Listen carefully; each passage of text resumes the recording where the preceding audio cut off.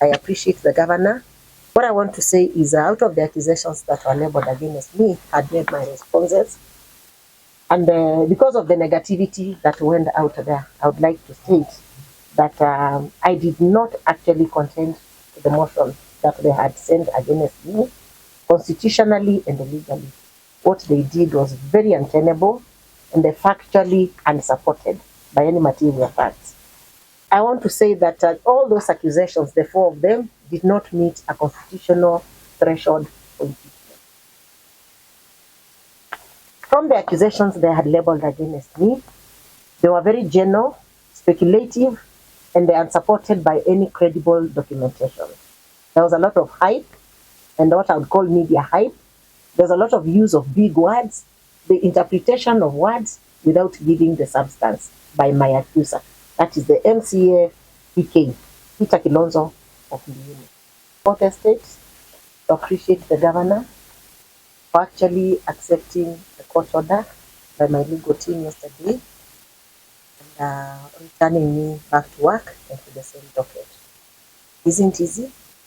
It hasn't been easy, nor was it easy. They accused me of the wage bill in the county. And I was stated that I became the CEC Finance on the 11th of September 2025. So I would not have occasioned the wage bill because there was no employment. And even as we proceeded, all these things could not be attributed to me. When you're talking of the impeachment, you must attribute the accusation to that particular person. The accuser did not prove that. When I came in the previous year, the revenue collected was at 2.1 billion, 2.18 billion, approximately 2 billion, 2.2 billion. But by the end of the financial year that had been achieved, on 30th of June 2026, the revenue for the county stood at 3.352 billion. That revenue that can be collected by someone who is incompetent, where does gross misconduct come there? How have I abused office? If I can be able to organize the department, regardless of the many drawbacks that were there, for the county to attain an own source revenue of 3.35. And this is one of the ways that we are earmarked in bringing the wage bill down. All I do is I make sure that what comes to the table as you are paying the salaries is what has been verified and audited, then you pay the salaries. And to my accuser, how did I contribute to that wage bill? I am not the employer. The employer of the county is the county public service, one Catherine Mutanu. It is very wrong to be personal on the issues of payment of salaries, because that was the most contentious and it was the most disappointing, and it should go into records. They said I did not pay them salaries for 3 months, April, May, and June. But we pay them salaries and allowances, their DSS, based on when we receive the exchequer. And as they were accusing me, it should be noted that whatever we get on my desk, first they write to us, the clerk writes to us.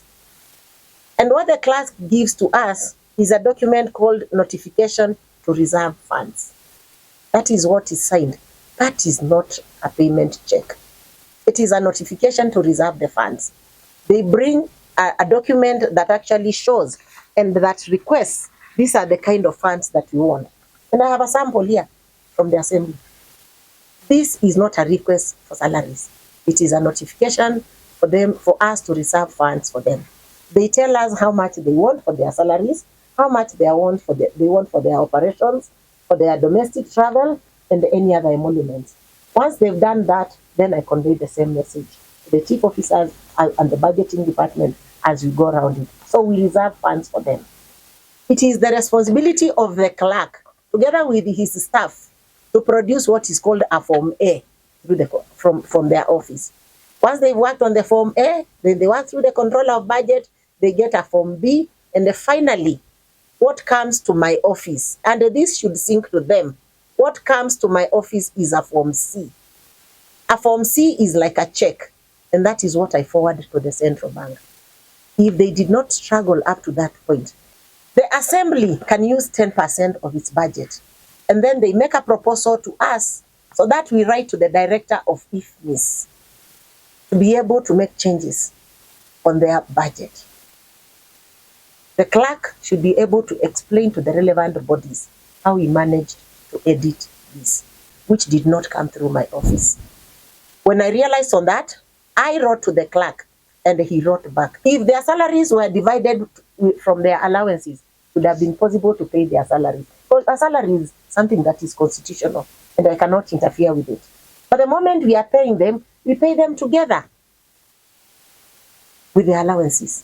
But they had adjusted, and it had been adjusted on the IFMIS without my consent, without my knowledge, and without their request to my office.